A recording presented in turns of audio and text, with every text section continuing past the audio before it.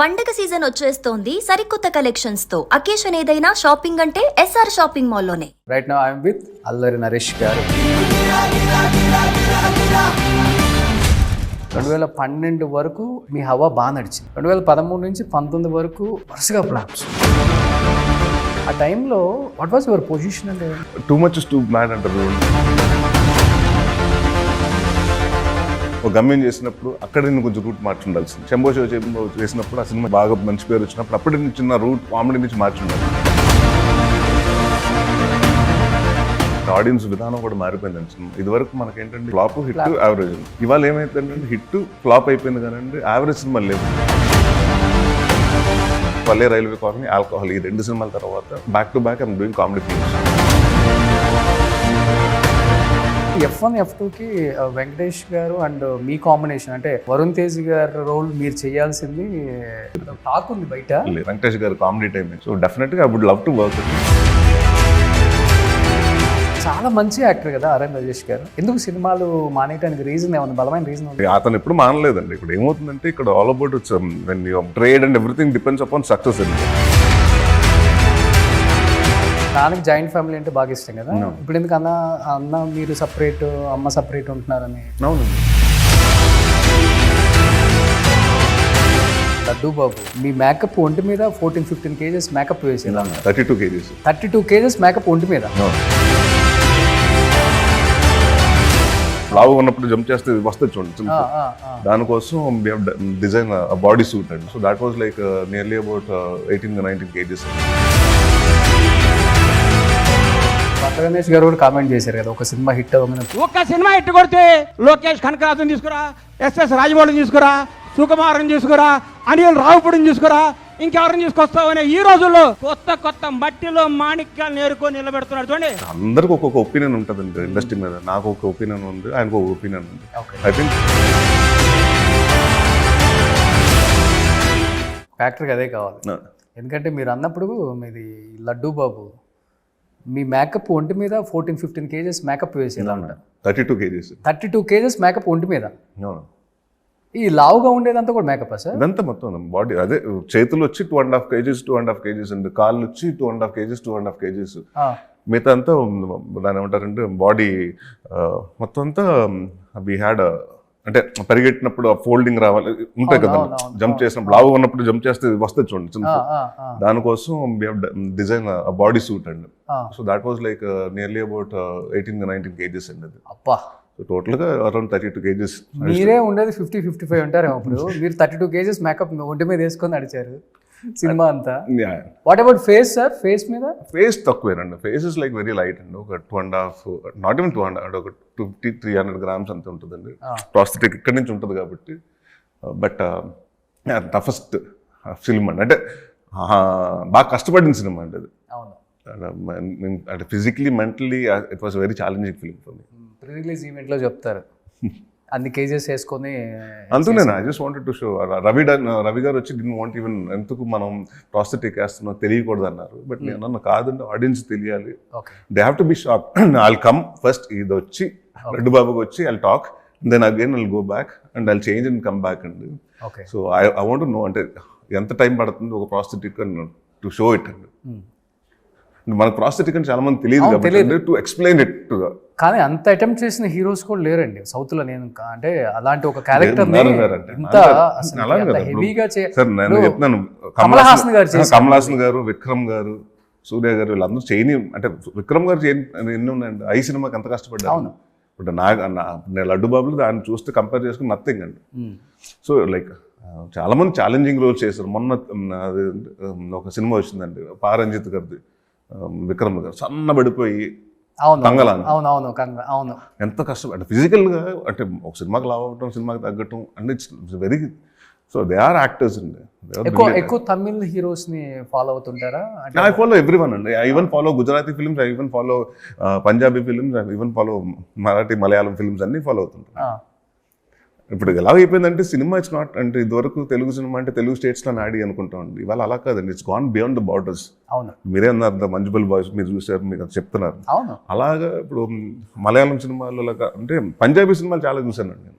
ఈ మధ్యకాలంలో పంజాబీ సినిమాలు బాగున్నాయండి. గుజరాతీ సినిమా సర్ప్రైజింగ్గా they are coming up with very good content. Okay, Vash అని ఒక సినిమా చూసాం మొన్న, Level 2 అని, చాలా బాగుందండి. So I think I watch all the films అండి, respect of whatever the languages. ఇప్పుడు కొరియన్ సినిమాలు నేను చూసినప్పుడు తెలుగు మన భాషలో ఉన్నప్పుడు చూస్తాం కదండి ఆబ్వియస్లీ. కానీ కాంటెంట్ కూడా జనానికి ఎక్కువ కావాల్సి వస్తుంది. అవునండి, నెంబర్ ఆఫ్ కాంటెంట్ కావాలి, డిఫరెంట్ టైప్ ఆఫ్ కాంటెంట్ని బాగా ఎంకరేజ్ చేస్తున్నారు, లైక్ చేస్తున్నారు బాగా. అదండి బాగుంటే అదే చెప్తాను కదా. మొన్న ఒక ఒడియా సినిమా అండి, అది చేతబడుల మీద వాటిల మీద ఉంటుంది. దట్ బికెమ్ బిగ్ హిట్ అండి. అండ్ ఎవ్రీవన్ అంటే ఇంక్లూడింగ్ మనోళ్ళు కూడా ఇదివరకు జనరల్గా మాట్లాడుకునే వాళ్ళు కదండి. I'm seeing social media people talk from అంటే నాన్ ప్రొఫెషనల్స్, అంటే సినిమాకి సంబంధం లేని professionals, they talking about that films అండి. ఇది బాగుంది అని, ఐటీ ప్రొఫెషనల్స్ అండి. So they like searching for అంటే గుడ్ ఫిల్మ్ ఏ భాషలో ఉన్నా కూడా చూస్తున్నారండి audience. Okay, it's not like south north అని కాదండి. It's now everything Hess become బాగుందంటే your small movies also getting in to the అంటే ఓకే బాంబేలో చూస్తారా అంటే నార్త్లో చూడకపోయినా టెలివిజన్లో బాగా చూస్తారండి మన సినిమాలు. అవును. నేను ఇప్పుడే వచ్చేటప్పుడు సముద్రకని గారు ఇంటర్వ్యూ చేసి వచ్చాను. మీ శంభు శివశంభు గుర్తొచ్చి తమ్ముడు బాగా కష్టపడ్డాడు, తమ్ముడితో మళ్ళీ చెయ్యాలి, అసలుకి టైం కుదరలేదు మా ఇద్దరికి. నాకు బాగా ఇష్టం అండి తను. నన్ను వచ్చి తంగతంబి, చెల్లతంబి అంటాడు, చెల్లతంబి అని పిలుస్తుంటాడు నన్ను. సో ఆయనతో 2 సినిమాలు చేశానండి. శంభు శివశంభు చేశాను, తమిళ్లో పోరాలి అని నన్ను నేను శశి కుమార్ గారు చేశాను. తెలుగులో సంఘర్షణ కూడా రిలీజ్ చేసాం ఆ సినిమా. సో 2 సినిమాలు ఆయన డైరెక్షన్లో చేసాం. And very good person and very good human being. స్పిరిచువల్గా ఎక్కువ అంటే ఆయనతో మాట్లాడుతుంటే వెరీ పాజిటివ్గా ఉంటుంది. అంటే లైఫ్లో మనకి ఏదన్నా అంత డిప్రెషన్లో ఉన్నా ఆయన దగ్గరికి వెళ్ళి కూర్చొని మాట్లాడుతుంటే ఆయన చెప్పి దానికి విల్ గెట్ మోటివేటెడ్. అవును. కానీ ఉందా మీకు లైఫ్లో డిప్రెషన్ అనే మాట?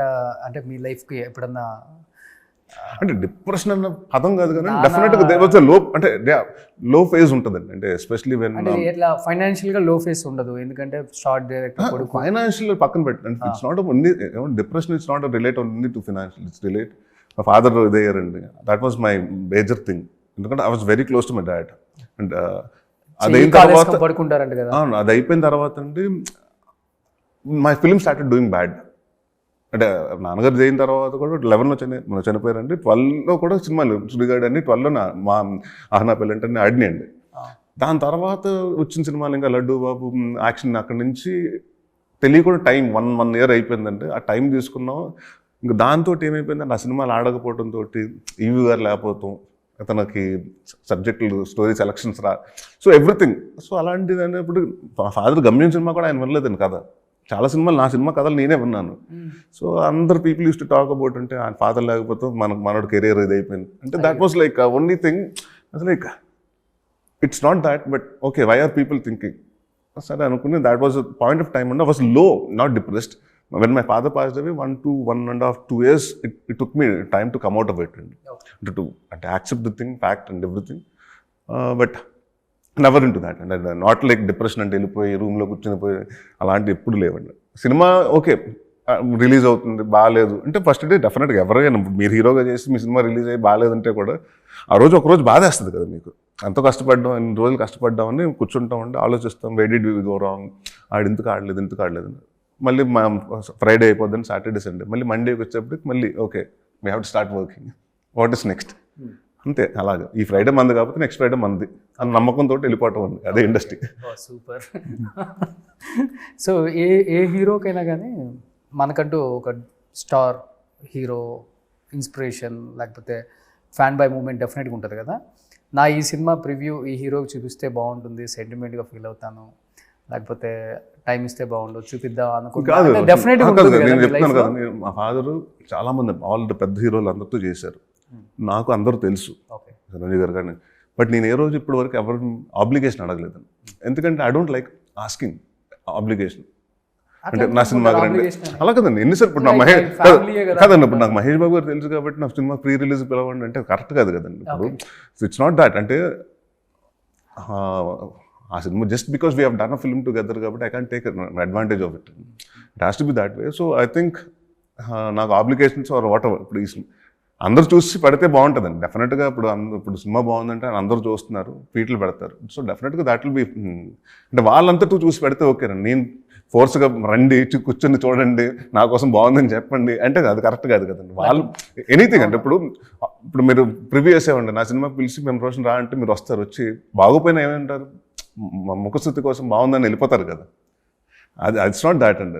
సో ఇప్పుడు ఉన్న వాళ్ళందరూ ఏంటంటే ఎస్పెషల్లీ మన తెలుగు హీరోస్కి ఏంటంటే అంటే బీట్ ఎవ్రీ వన్ అంటే మనకున్న సపోర్టివ్నెస్ అండి. బీట్ అ స్మాల్ ఫిలిం, ఏదో చిన్న సినిమా మొన్న అదండి లిటిల్ హార్ట్స్ వచ్చిందండి, మొన్న ప్రీ వెడ్డింగ్ షో వచ్చిందండి.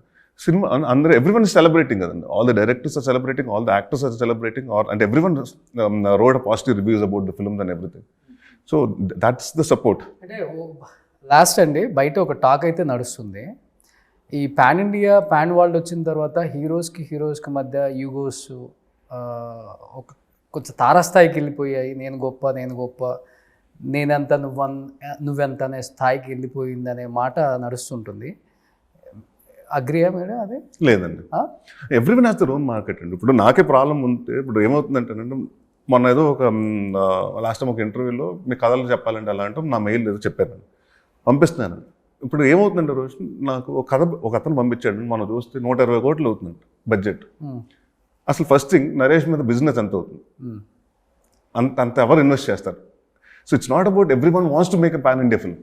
ఇప్పుడు it's all about how much the market, ఎంతమంది నిజంగా ప్రోడక్ట్ వర్కౌట్ అవుతుందా దాని మీద ఉంటుంది కదండి. ఇక్కడ మనకి బేసిక్గా కొంత లెక్కలు ఉంటాయండి. నాకు 10 కోట్ల నుంచి 12 కోట్ల మార్కెట్ ఉందంటే దాంట్లోనే సినిమా తీయాలి కానీ నేను 120 కోట్లు పెట్టి సినిమా తీయను, 30 కోట్లు పెట్టి సినిమా నేను చేయను, ఇంక్లూడింగ్ ఈ ప్రొడక్షన్ చేసిన నేను చేయను. So I think every one నా ఇందాక చెప్పాను కదా, బార్డర్స్ క్రాస్ అయిపోయింది. నా బాహుబలి కానివ్వండి, RRR కానివ్వండి, పుష్ప కానివ్వండి, నా థింగ్స్ ఆఫ్ క్రాస్డ్ కాబట్టి అండి ఇట్స్ డూయింగ్ గుడ్ అండి. అండ్ నా every one it's not only Telugu release అండి, ఇట్స్ ఇంపార్టెంట్. అదే రోజు హిందీ, మలయాళం, కన్నడ, తమిళ్ అన్ని భాషలో రిలీజ్ చేస్తున్నారు.